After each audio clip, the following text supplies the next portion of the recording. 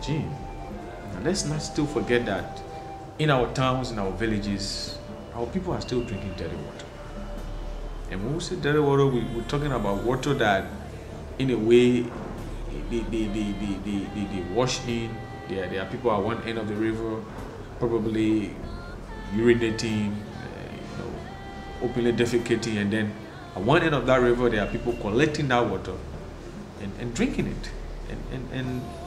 And this is happening while we discuss water sanitation. How you call the water? We call it sube. Sube. What does that mean? It's deep. It's in deep. Deep. Yeah. But what are you doing with this water? Well, yeah, we want to hold the water and drink it. And go with it. Stay by with it. But you know where is money? The water is called fish tank. Some people wash. They use it to wash your clothes. And some people drinking it. And this is the water that they're using here. For more resources, and currently, when we get all those, we will do a lot more biofuel in this country. We're working with this in conjunction with the MCC, the Mayor's Office, and with other donors to ensure that we can bring biofuel, which is a tested, independent, but actually effective sanitary toilet that we can bring to the ordinary Liberian people. The challenge to everybody is big. The call is made to all of us, but it is time for us to put our hands to the wheels rather, and to ensure that we can push forward this and make the change that we have requested. That addresses improving sector financing mechanisms. Because the sector is fragmented and split between different ministries, even though it is now very well coordinated now by the committee, it is still very difficult for government and development partners to know how funds should be channeled. In this light, there were a number of commitments that have been made to improving sector financing commitments. The first and foremost was to develop a prioritized sector investment plan. The World Bank Water and Sanitation Program is, as we speak, having a team of consultants in Liberia working with national counterparts to develop a sector investment plan. In fact, in 45 minutes' time is the first task force meeting for this. This sector investment plan is a crucial step towards setting up a pool fund. And the setting up of a pool fund is where we would really like to see the sector going. So that way, when government and development partners are approached and financing is discussed, there is a mechanism through which it can be directed and dispersed. I would like to raise the bar a little bit on some of the critical issues that we've been discussing for a long time. Consider this land space is also becoming an issue. We keep developing different policies, we keep working on different studies, we keep doing different assessments. The population is growing, we're taking over some of the land space that we should use in the future to construct water points. The issue of storage is now becoming a problem. I mean, like all around Monrovia, you will see elevated tanks have been placed.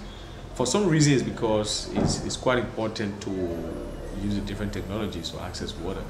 But I think space is also becoming a problem, and the sooner we can enact the policies that need to get implemented, the better for the citizens to start accessing water, safe water and sanitation services. Concerning the waterborne diseases that patients come down with in the hospital, we are more or less been receiving some cases of diarrhea, where the patient will come and explain that they have been having running stomach, they have been toileting for more than 3 times, and we sometimes see some dehydration, and some of them may not have dehydration, where the person may present with sunken eyes, they might be very weak, and sometimes when we see the presentation, we try to stabilize the patient, we replace the fluid. I mean, water is just everybody's business. As a young man growing up in the interior, I remember drinking from a creek for over 15 years. Probably it's just by the mercy of God. But every other time, 2-3 weeks, somebody would die from a home, and people would say, "Oh, it's a different thing happening." But when I came to know why this that made water important, I got to know that a lot of people who died those days just died from common diarrhea that could be prevented. The Liberia Wash Consortium has been funded by 3 major donors we call development partners.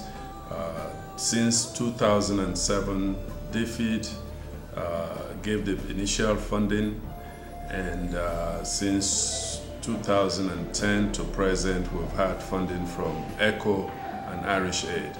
This partnership has been especially useful because we are now planning the next 3-year strategy, which we hope would help to improve our delivery system, our decentralization of the essential services of WASH in the county level, and to actually partner with the national government to decentralize the compact focus areas.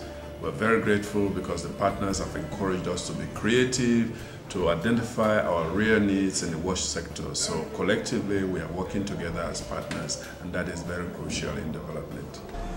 If you look at all of the issues we just outlined, all of these are outlined in the compact, and interestingly, there's a roadmap that implements the document. I will now call on national legislature to continue the support by enacting into law policies or probably some of these the institutions that the compact call for. I would like to highlight at this stage the issue of the Water Supply and Sanitation Commission, because under institutional capacity strengthening, the need for the commission is quite pivotal to increasing the regulation, the arm of government responsible for tariff and water governance. I think the president also has the onus to basically appoint the board at this stage. And I would like to add my own voice to the voice of many who have been calling for the establishment of the Water Commission, the setting up of the board, and we look forward to an executive order or a standing law maybe that establishes the two critical institutions. It is indeed a pleasure to be part of this transforming action, which is going to help to contribute to the improvement of quality of life for men, women, and children in Liberia. Now, since I came here in August, met some great people, and I must say I've been very, very, very impressed with the collaboration, with the hard work that goes on in the WASH Compact group, that WASH.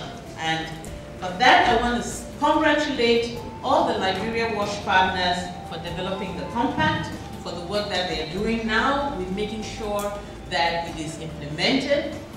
And in doing so, I want to confirm the support of the African Development Bank to the WASH Compact during its implementation. Thank you. A lot of committees are set up on resources for this country, and the only one that saves our lives in most instances, we neglect that. Don't want us to forget that as we conduct all of these discussions, we talk about the compact, we have all of these meetings, our people are not waiting for us. You see here, they are drinking water from a creek, they are washing their legs into this water, and they take the same water and drink. Let's talk all the talk at the policy level, but let that start to translate into real actions. Other than that, by the time we get through the policy documents, there will be no one to benefit from them.